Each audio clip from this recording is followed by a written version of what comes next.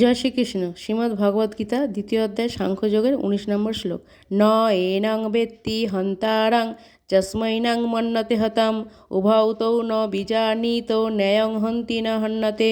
যিনি জীবাত্মাকে হন্তা বলে মনে করেন কিংবা যিনি একে নিহত বলে ভাবেন, তারা উভয় আত্মার প্রকৃত স্বরূপ জানে না। কারণ আত্মা কাউকে হত্যা করে না এবং কারোর দ্বারা নিহতও হন না।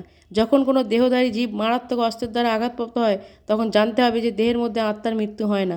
আত্মা তখন আর সেই দেহে বাস করতে পারে না। বাস করার অনুপযোগী বলে আত্মা তখন সেই দেহটি ত্যাগ করে। যারা মূর্খ, তারা আত্মার এই দেহকে আত্মার মৃত্যু বলে মনে করে। কিন্তু পরবর্তী শ্লোকে আমরা জানতে পারবো আত্মা এত সূক্ষ্ম যে কোনো অস্ত্রের দ্বারাই তাকে হত্যা করা সম্ভব নয়। আর তাছাড়া আত্মা চিরশাশ্বত ও চিন্ময় হবার ফলে কোনো অবস্থাতেই তার বিনাশ হয় না। যার মৃত্যু হয় অথবা মৃত্যু হয়েছে বলে মনে হয়, তা হচ্ছে জড়দেহটি মাত্র। অবশ্য তা বলতে হবে, এটি বোঝা যায় যে দেহটিকে হত্যা করলে কোনো অন্যায় হয় না।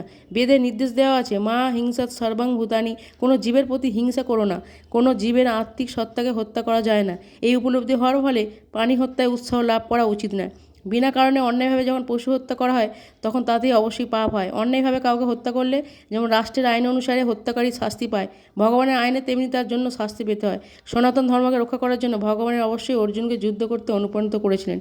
তিনি কখনোই অর্জুনকে তার খেয়াল খুশি মতো হত্যা করতে আদেশ দেননি। জয় শ্রীকৃষ্ণ।